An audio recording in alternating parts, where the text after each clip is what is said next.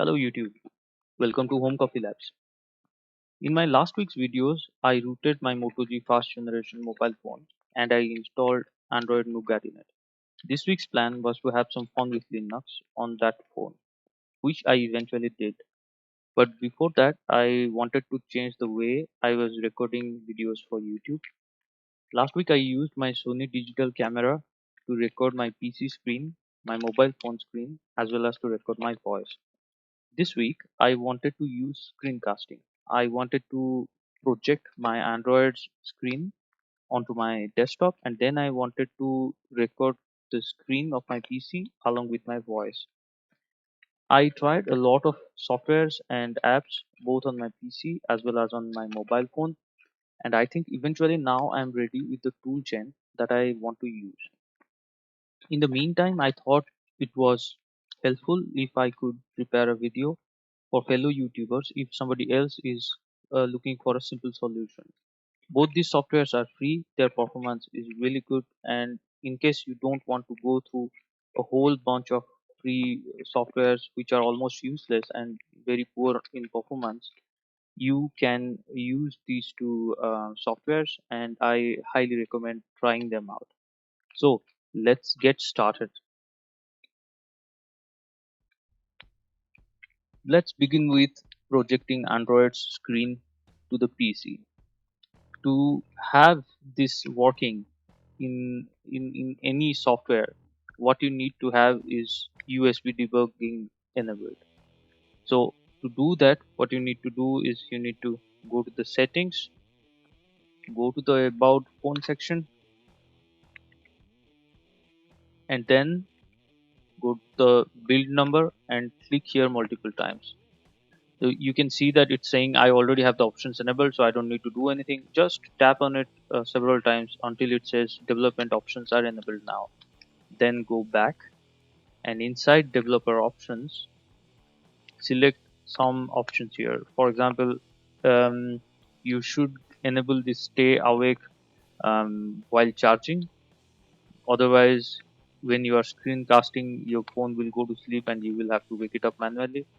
And then the most important part is to have debugging over ADB enabled.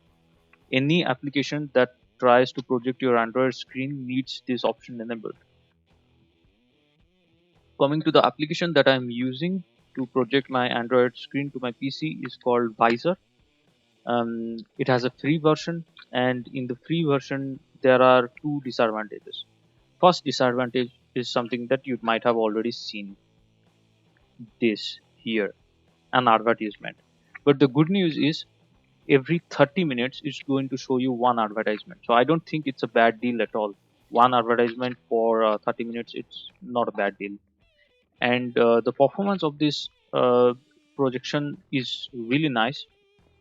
I tried playing a game on the PC so that I was trying to play the game on the mobile from my PC, and it was not that bad. I mean, there were obvious frame drops and things, but it's just fine for basic operations. The second part is that it doesn't have a lot of advanced options enabled in the free version, so you won't be able to record a video of only the screen, and you won't be able to change the display size, you won't be able to change the quality of recording. But all of these are matters that don't really bother me. For example, for recording, I'm already recording my PC screen, so I don't need to record it separately, and the quality looks just fine to me with the default settings. Then coming to the screencasting of the PC.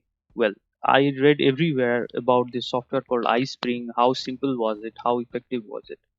I tried it. I tried it for a couple of days. Yes, it's a very simple software, and there are options to upload videos directly into YouTube and things like that. But that damn software just crashes. I prepared 3 videos, and at the end of it, once I tried to directly upload to YouTube, it crashed. Then I tried to save it as a WAV video, so it crashed.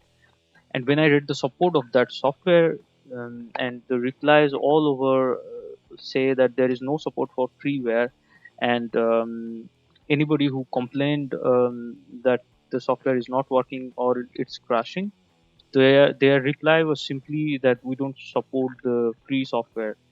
Then for God's sake, then don't keep a free software if you are not going to support it, even a bit, with these showstoppers where you simply waste your time. Anyway, it's their choice, so I'm not going to say anything about it.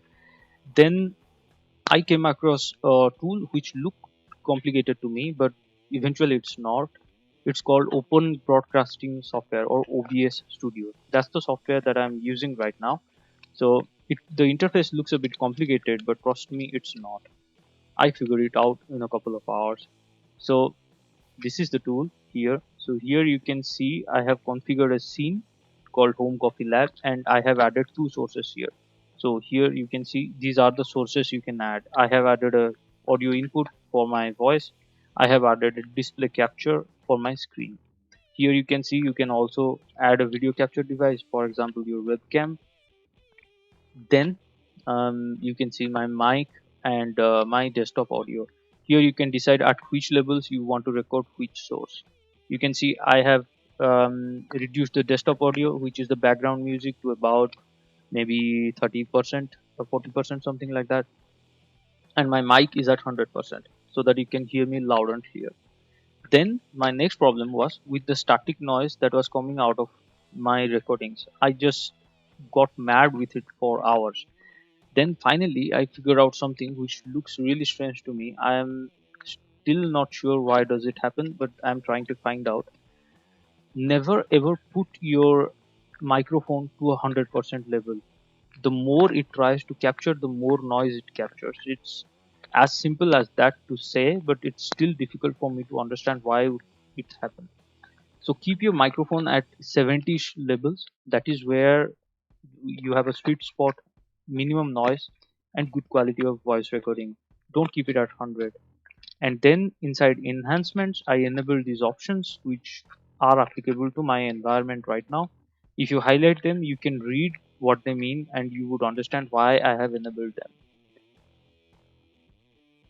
Then, even with those settings, I was still hearing some noise, some jitters. To my help, OBS also has a filter for these audio channels. So if you click here and go to filters, you can see I have kept my suppression level at minus 45 decibels. What it means is it's going to block the sound waves at minus 45. And this is something that I concluded by trying several levels, and minus 45 was the sweet spot for it because my voice quality was not getting very deteriorated, as well as the recording was almost noise free. As you can see now, I am ready with this tool chain, and as I said before, I was going to have some fun with my mobile phone and Linux commands. You can see I have already have my terminal emulator installed on the mobile phone. My next video will obviously be on that subject. I hope you found this video helpful. In case you want to screencast or you just want to create something for some of your friends or colleagues. See you in next video. Thank you very much for watching. Bye bye and take care.